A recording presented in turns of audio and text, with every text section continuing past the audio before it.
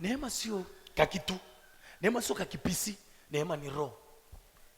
Neema sio kakitu, neema ni roho. Neema ni roho. Sio kakitu neema ni roho. Neema ni roho. Na kwa kuwa neema ni roho, inahitaji mahusiano, inahitaji ukaribu, inahitaji uihusishe. Narudia. Neema sio kitu. Neema nimesema ni nini? Ni roho. Kwa kuwa neema ni roho, inahitaji vitu vifuatavyo. Inahitaji mahusiano. Uhusiane nayo. Inahitaji mahusiano. Inahitaji uihusishe hiyo roho. Uhusishe kwenye nini? Kwenye kila kitu unachofanya. Inahitaji uihusishe. Alafu kitu kingine, inahitaji ukaribu. Inahitaji ukaribu.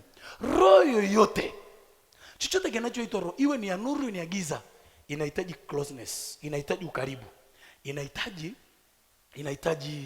Inahitaji kuhusiana, mahusiano.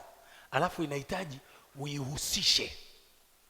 Kwa hata kama unatumika kwenye roho ya ulimwengu wa giza, itahitaji uihusishe kwenye mambo yako.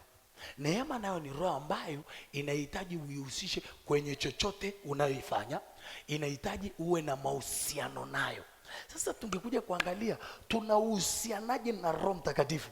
Tukisema tunahusianaje na Roho Mtakatifu, tutakuja kuangalia ni namna gani tunaitunza au we care it, namna gani tunaitunza neema. Ndio tutakuja kuangalia kule mbele.